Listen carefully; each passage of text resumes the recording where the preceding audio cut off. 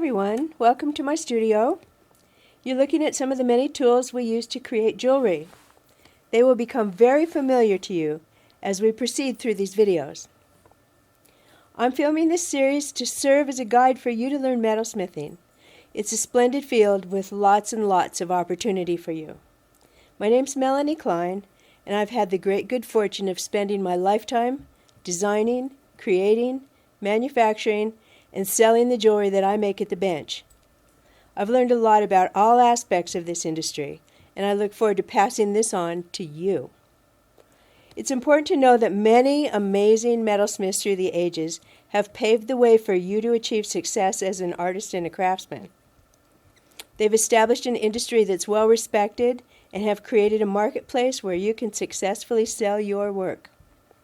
In this series, we will walk that path together to develop your skills, honoring the wonders of precious metals and those artisans who've come before you. We will talk about design, production, pricing, and marketing, but first and foremost, we will focus on fine craftsmanship and the mastery of technique, because that's the basis of everything. First, we're going to start developing good habits for fine craftsmanship. This project, a plain band ring, will teach you important techniques. The first tool that you're going to meet here is called a divider. I'm using the divider to determine the width of the ring that I want it to be on my finger. So I set that measurement with my divider, and I'm scoring it into some 18 gauge sterling silver sheet. 18 gauge is a really good weight for a standalone ring that you're not adding things to. The next thing I'm going to do is use my divider again, and I'm going to open it up and use it on this ring length gauge. We put one jaw on the 0 and then expand it to the number. You'll see over there on the right, there's numbers that correspond to ring sizes on that piece of paper. So I'm opening up the divider and setting it to the size that I need it to be. And then the other thing that you need to do when you're making a ring is to remember that you have to add the thickness of your material to the length that you're going to cut, so that you end up with a strip of silver that when bent around in a circle, it becomes the size that you wanted it to be. So that's what I'm doing right there in that picture. And I'm going to put the leg of the divider at the end of the metal and mark with a scratch the length that I'm going to cut.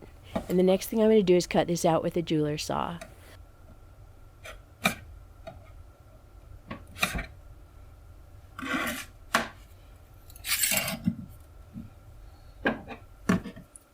A jeweler's saw works on a tension frame. In this case, I'm using a 2/0 saw blade to cut through 18 gauge. You use different size saw blades for the different thickness of metal. And I'm going straight up and down, and I'm holding it in my hand very gently, like you'd hold a baby's hand. Let's use that analogy. But even though I'm gently sawing through the metal,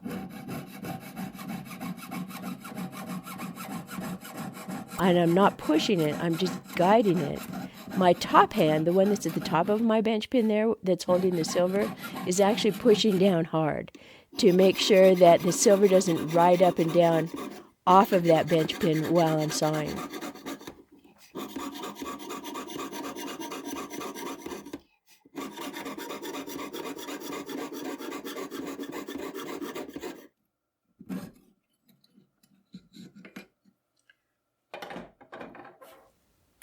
Now it's all cut out. We take a look at it. The edges are rough, but we're not going to worry about that quite yet. Right now, all we care about are the ends.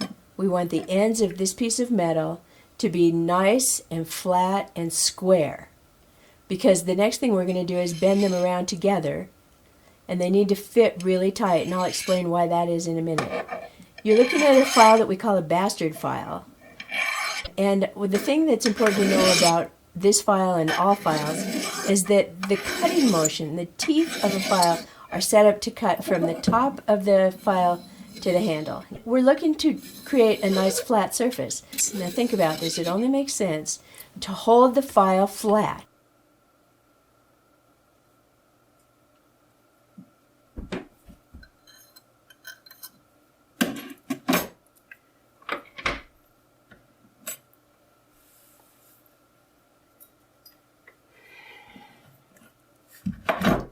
Before we make the ring round, we want to make sure to stamp our name and identify the metal on the inside. So whatever you use for a maker's mark as a stamp, and in this case we're going to use a sterling stamp too to identify the metal, that happens now. I use a heavy hammer. I like a brass hammer for this technique, and I like to do it on a steel plate. And 18 gauge is a really nice thickness, and it takes a stamp well and makes a nice deep stamp. One good hit is all you need.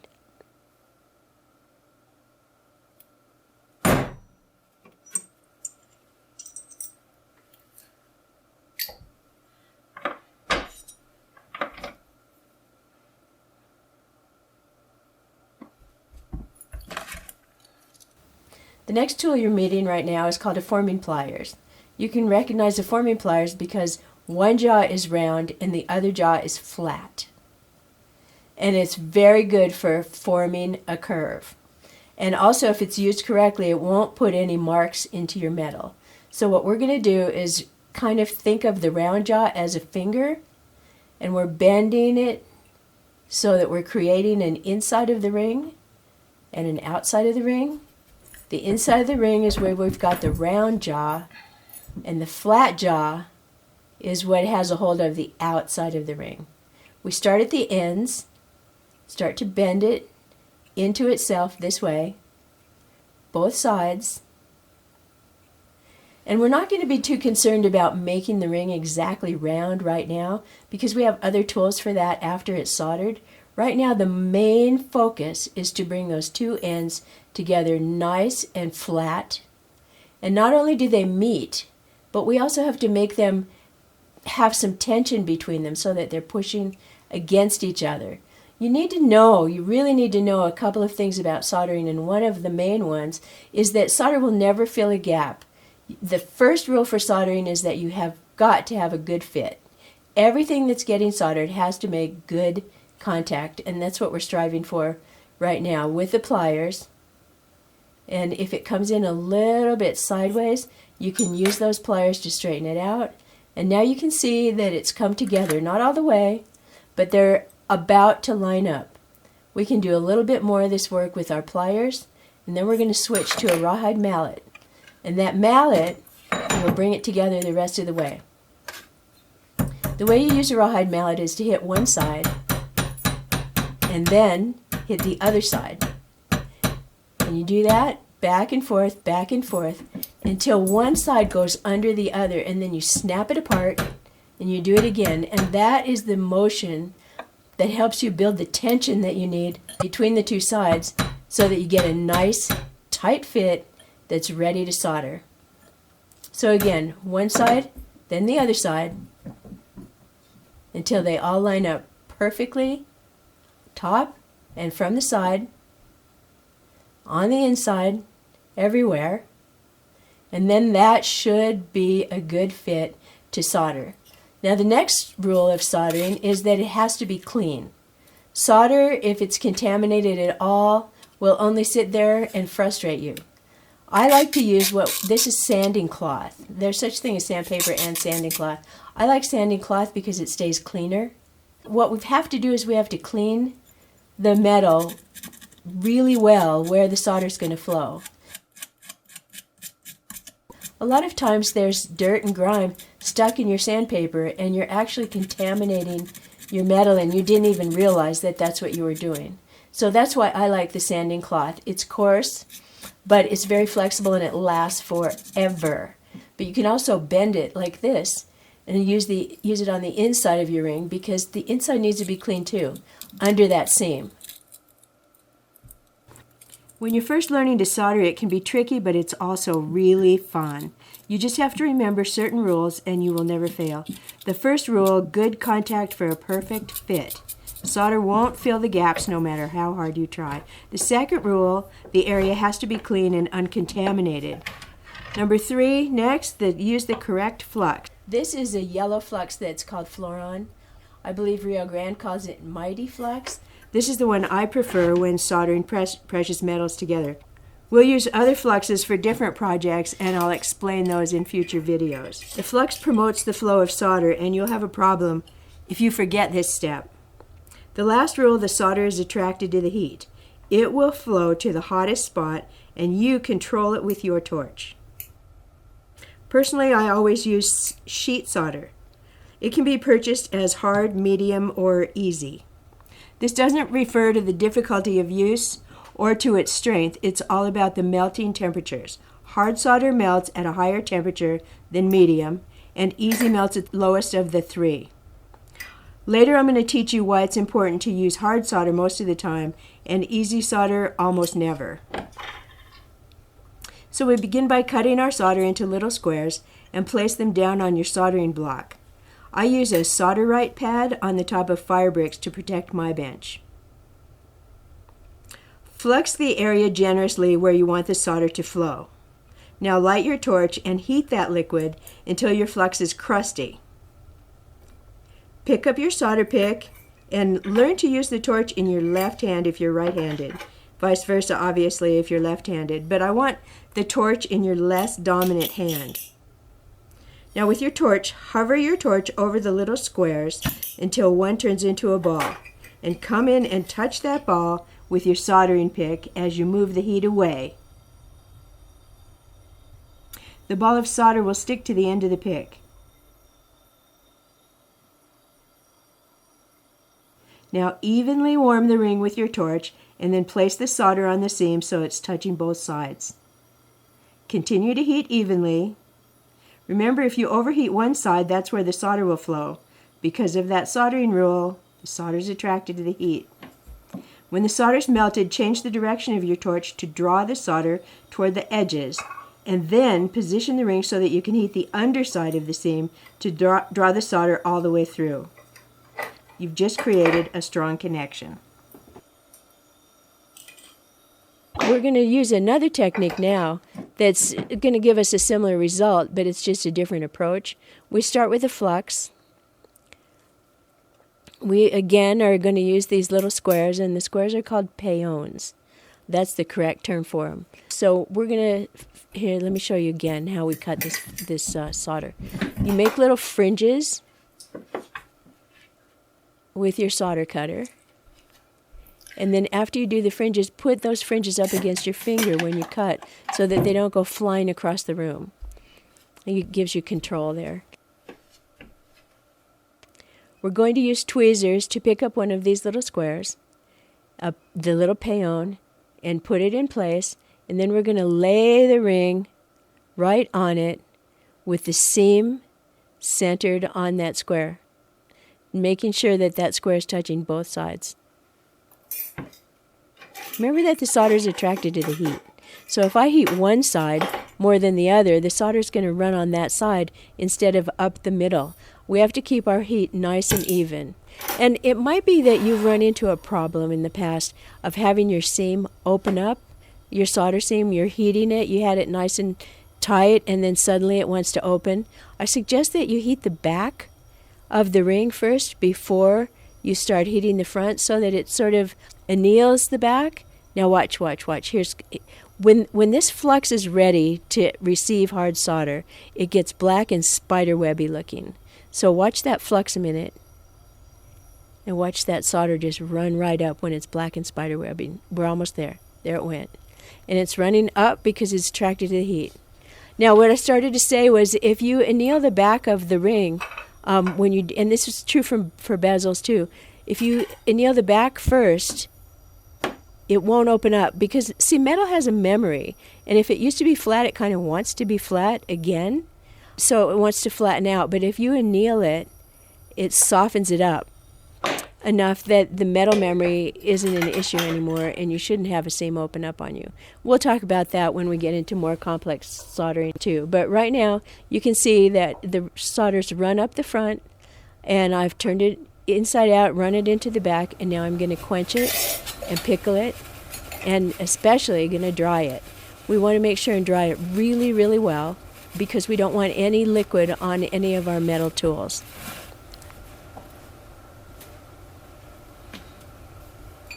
Now it's time to round it out and see how we did for fit. Did we measure it right so that it ends up being the size that we were after to fit the finger that it's for? This is called a ring mandrel, this stick. that you see there, and we're hitting it with a rawhide mallet. We're hitting it hard. And you notice that you always put the ring mandrel down against your bench. And you can see right here that I have a little hole in my bench for mine, so that I can stick the end of it into that hole. And while I hammer toward myself, I bring it up the mandrel. Notice that the mandrel's tapered. That taper is the shape that your ring is getting too as you hammer it. So you have to stop now and then, flip it over, and hammer the other side down so that it has a similar taper. When you're doing a wide band like this, your ends end up being a little bit flared compared to the middle, just because it's wide and because of the taper of the ring mandrel. So I'll show you how we deal with that in just a little while. But right now, we've got it almost round, pretty round, it looks good. We'll check, we'll see how the size fits, and if the size is good, we'll proceed with the next steps.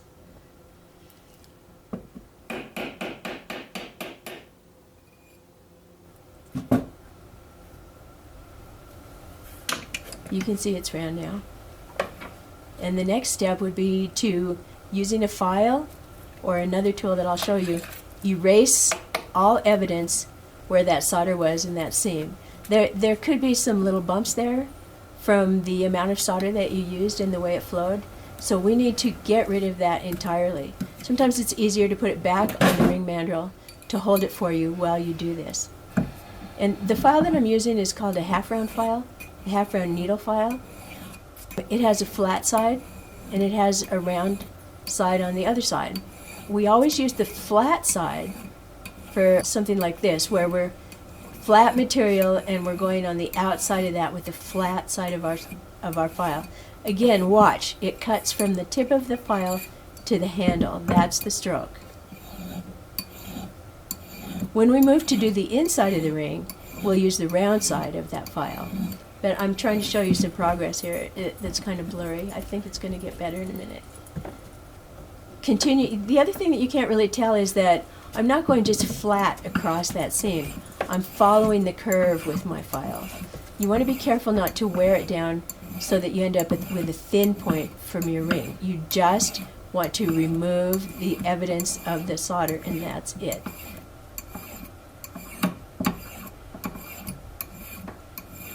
So there's that file, there's the flat side, there's the round side. Each has a different purpose. Flat side on the outside, and how'd we do? See that? No evidence of that seam at all anymore.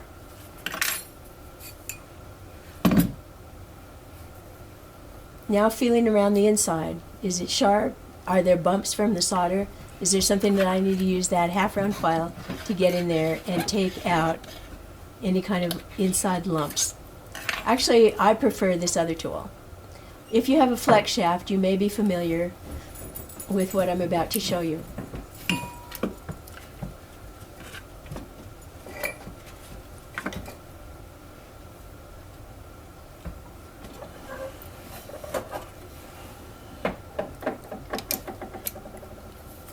This tool is sold as an inside ring polisher. It usually comes in a set of 4, and this is the coarsest. Then it goes down to fine so that you can do a finish polish on the inside of a ring.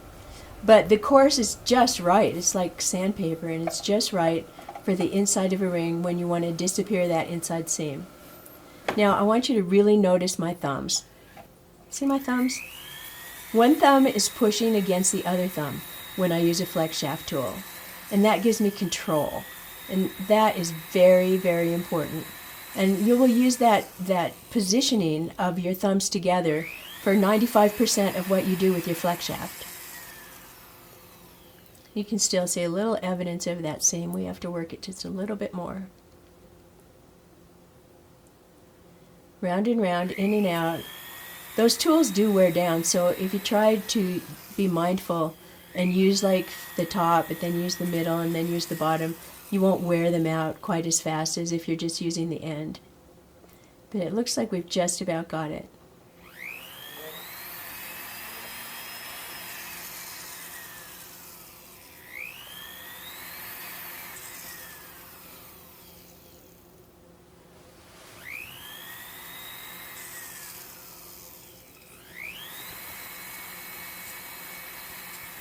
Now, this is what I was talking about. Remember how I said that the edges kind of flare? And when I go around the ring using this tool, you can see that it's knocking down the edges first and sanding out that flare. The middle, see how the middle is still kind of untouched? That'll illustrate what I'm talking about those two sides. And this tool is a really good tool for sanding the outside like this too. Thumb against thumb, lots of control.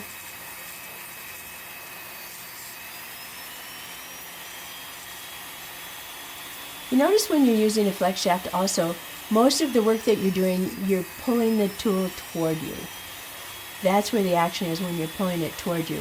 When you're doing it away from yourself, you do not have the control that you have as when you draw it toward yourself. So between those thumbs and bringing it toward you, you do have quite a lot of control.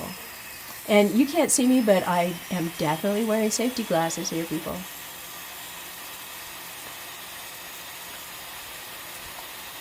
One of the things that you want to think about right now is fire scale. We're not really going to talk about it in this video because I'm going to get rid of all the fire scale with this tool before I ever approach the polishing stage. But we will in the future with other projects definitely talk about what fire scale is and how to prevent it. Okay, so now we have the surface all set, but we haven't done anything to the edges. Remember, they're still raggedy from when we cut them with a saw, and we have to deal with that. So I have a changeable handpiece there on my flex shaft, and I'm showing you a magic tool here. I worked for years and years and years without one of these Fordham belt sander handpieces. Oh my gosh, it's made all the difference in my work. So as you can see, it's flexible on one side, the sanding band, but you have structure on the other side that keeps that flat. So when you're trying to achieve a flat surface, you use that side in a round motion like that. These hand sanders come with different sanding belts of different grits, and the one that's on there right now is about 200 maybe? I'm not sure, it's fairly coarse.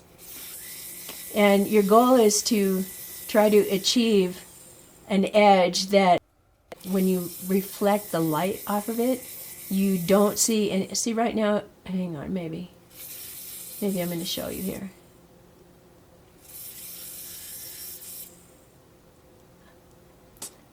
If you don't have a hand sander, you're back to the file. I'm sorry to tell you.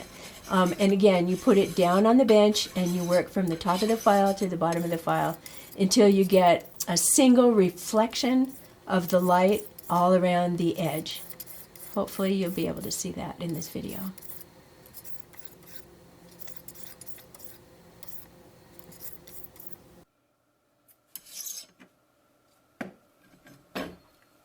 See how crisp that edge is on both sides?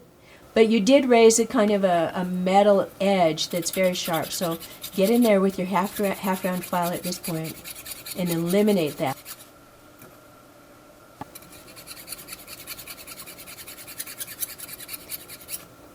I know it looks like I'm going like back and forth, and I am, but my thrust is on my forward motion. Remembering that the teeth of the file are cutting from the top of the file to the handle, and the backstroke is just convenience.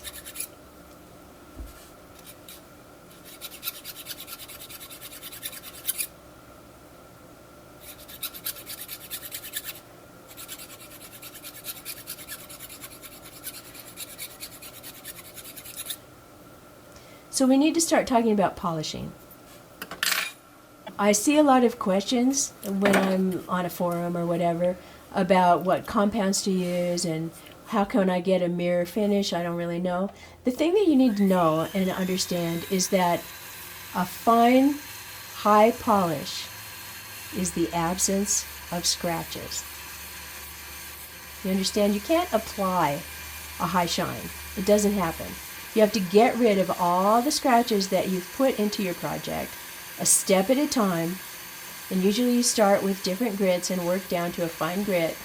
This is called a Radial sanding disc, and they're terrific. The particular one, the yellow, they come in different colors, and this yellow one is an 80 grit, You don't push hard because all the grit is at the end.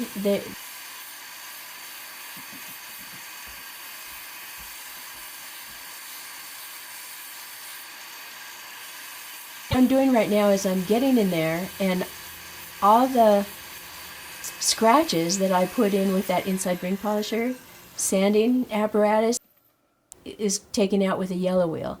Then you can follow. I like the blue. I go right from yellow to blue. And the blue is a finer grit, and it's taking out all the little scratches that the yellow wheel put in there. So if you have a flex shaft, this is your best bet to go with these radial discs and do your sanding with these. It's easier than sandpaper. I think it's better than sandpaper. It's definitely quicker than sandpaper. And that's what you need to do if you have a flex shaft. Now, if you have a big machine like this, then there are wheels, the yellow wheel and the blue wheel, that fit this machine perfectly. And it's much more high speed. There are rules for polishing. And the first one is that you want to make sure before you ever approach this wheel. Now pay attention, people, because what I'm telling you, I know it's fascinating to see those scratches come out of this ring, but I want you to hear me. Never go near this wheel with any kind of necklace or scarf or your hair hanging down or anything that this wheel can grab, because these machines are serious machines, and I've seen some really bad accidents. Actually, you know, it's probably the most dangerous piece of equipment in the whole studio. So you got a pretty good look just now at what that yellow wheel does. Now watch the difference between the yellow and the blue for removing those scratches. Remember, we're doing it in a series. And you never stop here, by the way, okay? Maybe you are a person who thinks that you like your work to look rustic, or maybe you like a matte finish. That's fine.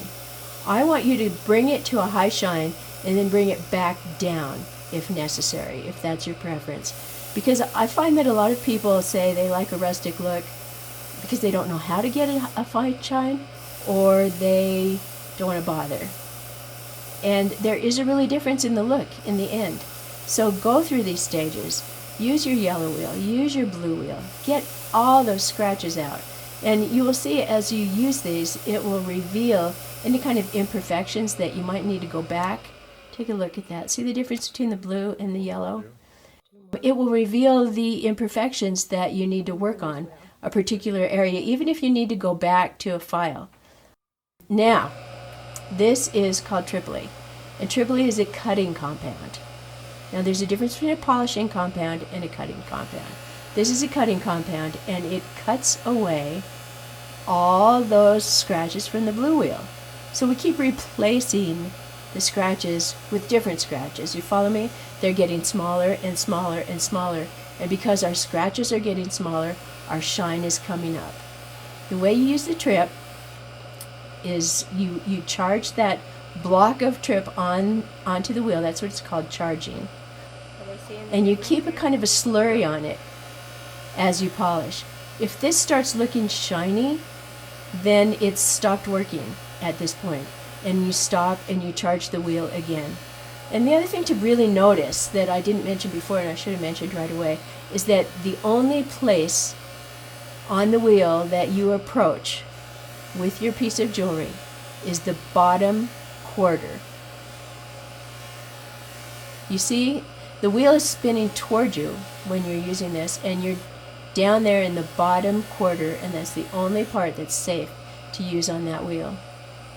Charge it again because the slurry was disappearing, and come back and do it some more, and you will start to see the difference that this is making compared to the sanding wheels. It's kind of amazing. This wheel isn't a particularly soft wheel. I like a kind of a hard trip wheel and a soft rouge wheel, and I'll show you that a little bit later in the end. But I think that I've just about finished with trip on this ring.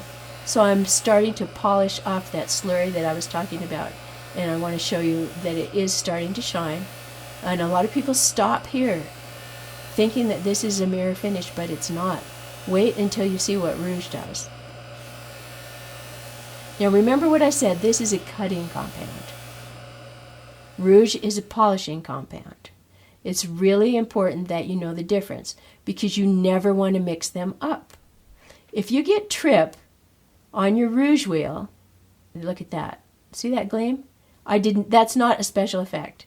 I promise I did not add this to the video. Well, looks like we're going to put just a little bit more. Anyway, if you get trip over on the rouge side and the ring is still dirty, now take a look. See my fingers? See the inside of that ring? As I do the edges, you can see that there's all kinds of trip building up in there.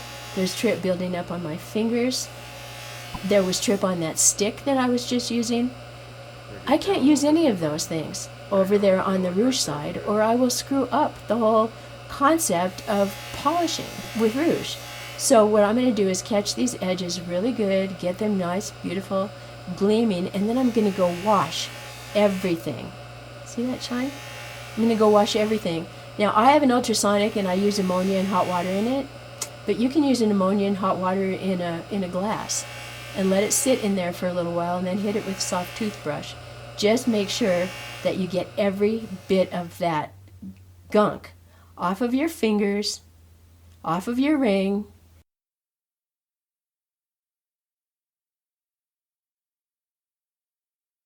If you contaminate your rouge wheel any kind of way, with your fingers, with your ring stick, with your gloves, then you bring your cutting compound over here, which is a polishing side. See the difference? And you'll see that this wheel is nice and soft. My hands got clean, my ring got clean. Okay, ammonia and hot water will do it. And then we use a polishing compound. We use it the same way, only the bottom quarter of the wheel there, back and forth.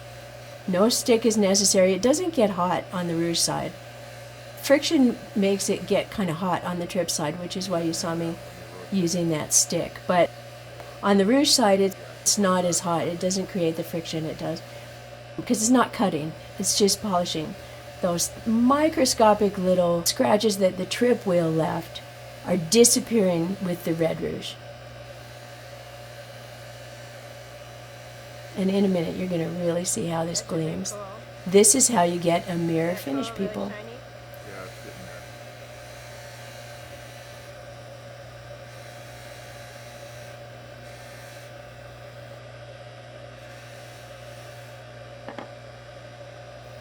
Make sure you catch the edges.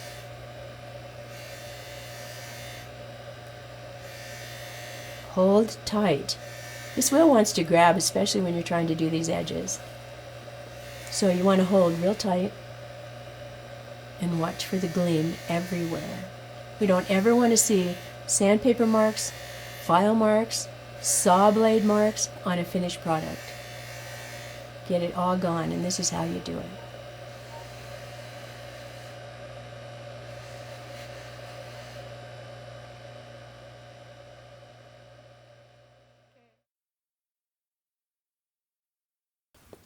These are those radial discs I was talking about. See the little fingers that they have? They're just wonderful. They've probably been invented like in the last 20 years, so for the first part of my career, certainly nothing like this was available. But I can't imagine living without them now that I've used them. And they go on that screw mandrel that I just showed you. Here comes another one. I'll show it to you on the blue. They go on the screw mandrel, and you can stack them up. So if you need width in your sanding, you would use several of them all stacked up. And that works great. You can have a variety. You know, these screw mandrels are cheap, so you can have a series around. You don't have to have just one blue wheel.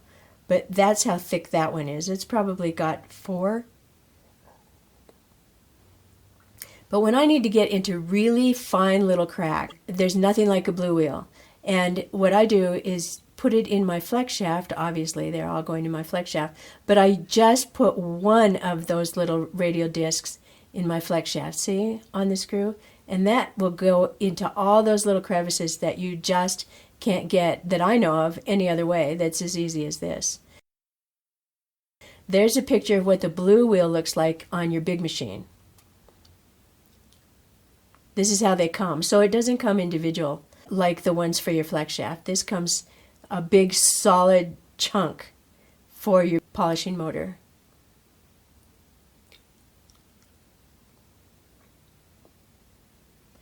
This is the trip wheel that I like. It's a yellow muslin wheel. And it's soft, but it's not as soft as the cotton buff that I use for the rouge wheel. So that's what it looks like. It's a 6-inch diameter. And what I use is called 4X White Diamond Tripoli. It's old school, I know. And I know a lot of you are using Luxie products and enjoying them. And I hear great things about Luxie, but I don't have any experience with them. So I'm just telling you what I've learned through the years. Tripoli is a wonderful, wonderful cutting compound. This is the fluffy rouge wheel. It's a cotton buff, and you can see that it's not as thick and stiff as that trip wheel was.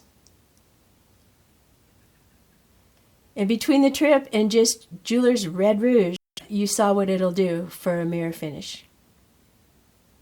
You don't want to breathe it. Make sure that you have ventilation, and make sure that you have eye covering when you're using the machine. Here's what I would do if I was going to use these wooden things to hold my rings.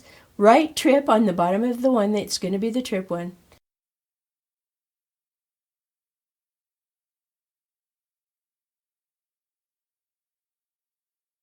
Write rouge with a marker on the bottom of the rouge one. And always keep them separate.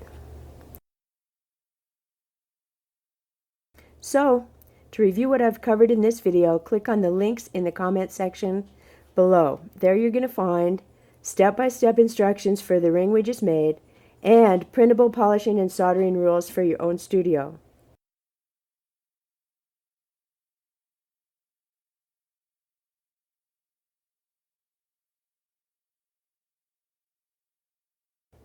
Also, there's a link where you can download and print a ring length gauge like the one you saw me use.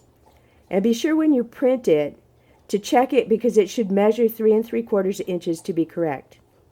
Thanks again for watching. I sure hope you feel like you learned something new.